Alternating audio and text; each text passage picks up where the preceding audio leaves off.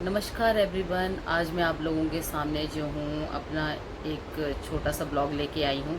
मेरे इस ब्लॉग बनाने का सबसे बड़ा कारण ये है कि कल जब जेल रोड में बादल फटा और लोगों को जो है वो खिड़की से बाहर निकाला गया, उसे देखकर ना दिल बहुत दुखी हुआ, क्योंकि मंडी में कुछ एक दिनों से यानी कि महीना ही हो चला है कि लगातार कुछ ना कुछ हो रहा है। हम लोग जो हैं कुल्लू वाले जो हैं वो मंडी वालों का दर्द बहुत अच्छे से जानते हैं, क्योंकि 2 साल पहले हम लोगों ने भी इसी आपदा को जो है वो झेला था। हमारे बहुत सारे जो हैं जान पहचान के जो हैं वो लोग इस आपदा में चले गए थे। हमारे घर के नीचे से तो एक घर भी चला गया था। तो बहुत दिल यानी कि दुखी था उस समय, और इस समय अब आप लोगों के साथ ये सब कुछ हो रहा है, तो हम सब जो हैं कुल्लू वालों की संवेदनाएं जो हैं वो आप लोगों के साथ हैं।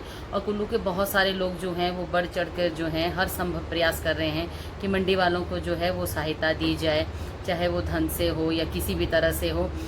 तो आशा करती हूँ कि आप लोग जो हैं इस दर्द से जल्दी उभर पाएँ। लेकिन कल जब 4 बजे बादल फटा और मैंने लगभग थोड़ी देर बाद जब वीडियो देखी, तो एक इंसान ने डाली थी, इंसान नहीं बोलूँगी मैं, दीनबंधु ने ये पोस्ट डाली थी वहाँ की, और लिखा था और बनाओ नदी नालों के पास घर, तो ऐसे ही होना है। इस तरह से कुछ टाइटल था, मुझे पूरा याद नहीं आ रहा है, पर ये इस तरह का टाइटल ना मैंने पहले भी पढ़ा था कि इसने अपने यानी कि चैनल में जो है वो इस तरह का एक लाइन बना के जो है कंटेंट तैयार किया था कि लोगों का जो है वो ध्यान आकर्षित किया जाए। लेकिन उसको पढ़कर सच में मानो दिल इतना दुखी हुआ।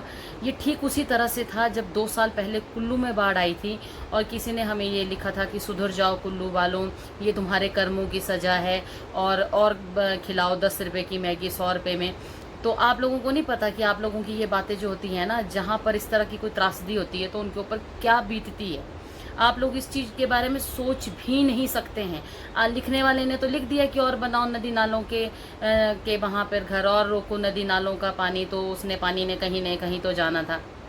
माना जोग्राफिकली जो है वो आपकी जो बात है वो ठीक है, लेकिन क्या ये सही टाइम है कि आपको ये सब कुछ कहना चाहिए?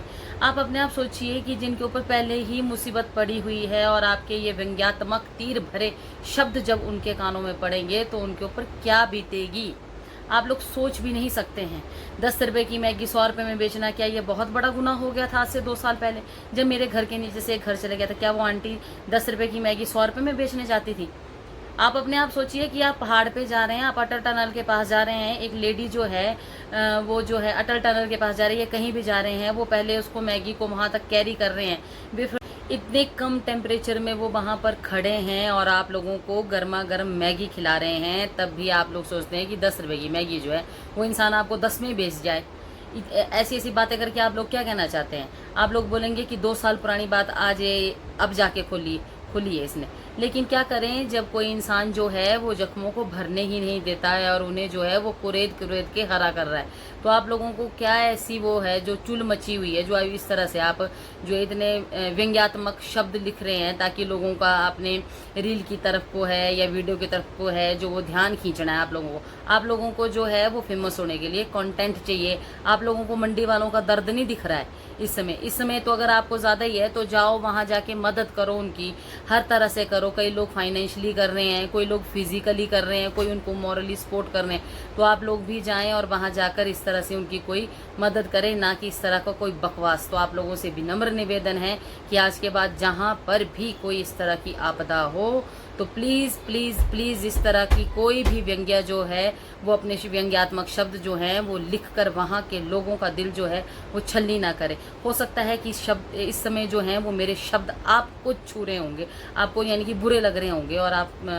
हो सकता है मुझे बहुत कुछ भला बुरा भी कह जाएं, पर मुझे उस बात से कोई लेना देना नहीं है। जो मेरे दिल में था वो मैंने कह दिया है। ये जख्म 2 साल पुराने थे जो आज आप लोगों ने, आज तो क्या यानी कि कुछ एक दिनों से पढ़ रही हूँ मैं इन लाइनों को, जो आप लोगों ने जो है वो फिर से हरे कर दिए हैं। क्योंकि मुझे लगा कि यूट्यूब ही वो बहुत बड़ा प्लेटफॉर्म है जहाँ पर जो है वो मैं अपनी बात रख सकती हूँ।